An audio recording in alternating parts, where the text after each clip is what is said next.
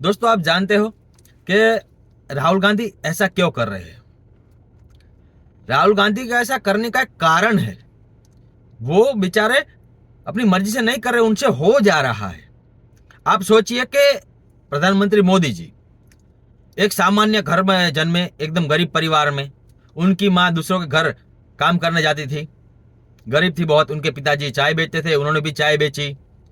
फिर उन्होंने उसको पढ़ाया लिखाया, वो आगे बढ़े। फिर गुजरात की राजनीति में, मतलब कहीं वो चुनाव नहीं लड़े थे, काम करते थे कार्यकर्ता के रूप में।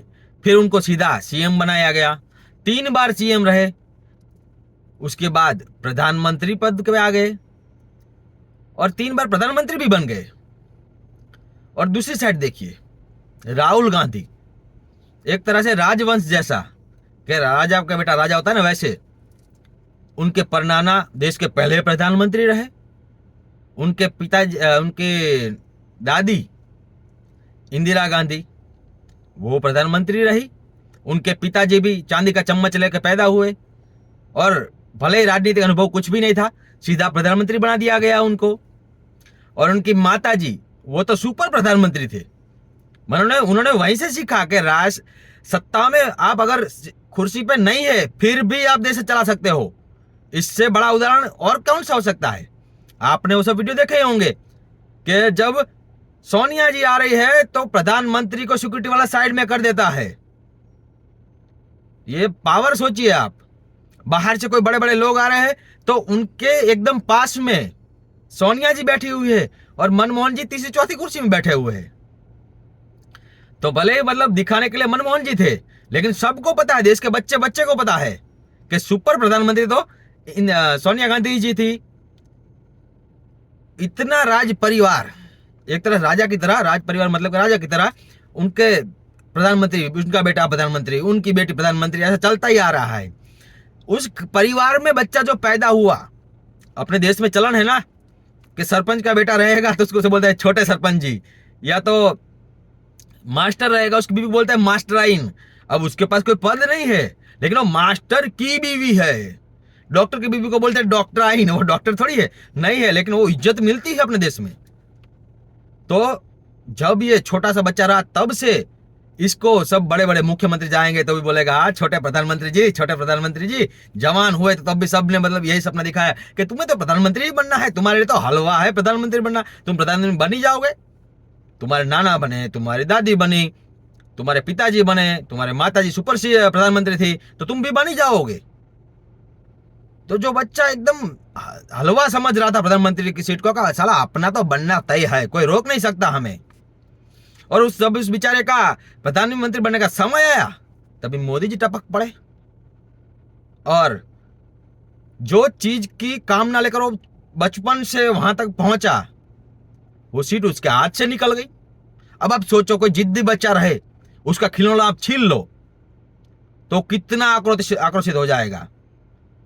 वो उछल उछल के मिट्टी में लौटने लगेगा कि मेरा खिलौना वापस दो, रोज रोज चिल्लाने लगेगा, तोड़फोड़ करने लगेगा कि मेरा खिलौना वापस दो।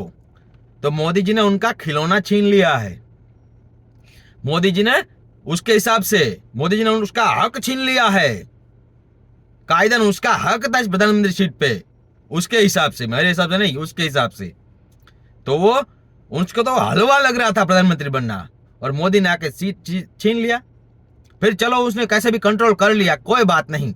जब वो 2014 में जीते ना, तब वो क्लियर खुल के कहते थे कि कितना दिन टिकोगे। उनको पता था कि हम कैसे भी साम दाम दंड भेद कुछ भी करके सीट इसको हटा ही देंगे। तो बहुत कोशिश की, बहुत षड्यंत्र किए। फिर 5 साल बाद प्रधानमंत्री मोदी जी आ गए।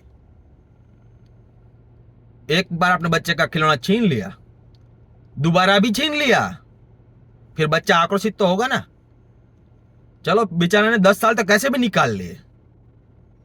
तीसरी बार तो सोचा था कि इस बार तो बढ़िया से खटाखट प्लानिंग किया है, पूरा देश में पैसा पैसा बांट देंगे, और इस बार तो प्रधानमंत्री हम बन के रहेंगे।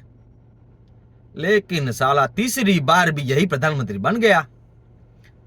भले बहुमत नहीं लाया, फिर भी सबने दिलासा दिया, कोई बात नहीं राहुल गांधी जी, कोई बात नहीं, कोई बात नहीं, हम गिरा देंगे इस सरकार को। कितना दिन टिकेगी ये सरकार? 10 दिन, 20 दिन, हम तोड़ लेंगे। नीतीश को तोड़ लेंगे, चंद्रबाबू नायडू को किसी को तोड़ लेंगे, लेकिन सरकार गिरी जाएगी। और कितना कॉन्फिडेंस से बोल रहे थे कि अरे कम ऑन, हमारे 99 आ गए हैं, अब तो हम जीत ही जाएंगे, सरकार कैसे भी करके गिरा देंगे। और कोशिश भी बहुत हुई पर सरकार गिरी नहीं। अब सोचिए, जो बच्चा इतने सालों से इंतजार कर रहा है, इतनी कोशिशों के बाद भी सफल नहीं हो रहा है, फिर आक्रोशित होगा कि नहीं होगा? तो वो आक्रोश उसका निकल रहा है, वो भड़ास उसकी निकल रही है। आप उसके शब्दावली देखिए, प्रधानमंत्री जी के लिए उसकी शब्दावली, मतलब कि तू तड़ाक से बात करता है,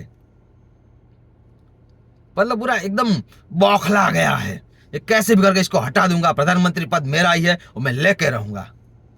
ऐसी बात पे अड़ गया है वो बच्चा। इसलिए उस पर तरस खाइए, गुस्सा मत करिए। वो बच्चा खुद पीड़ित है बेचारा, वो गलती उसकी नहीं है, बचपन से उसको ऐसे सिखाया गया है कि ये तेरी चीजें तुझे मिलेगी ही मिलेगी। और जब उसे नहीं मिल रही है, और तकलीफ यह है कि बेचारा को दूसरा कुछ आता भी नहीं है,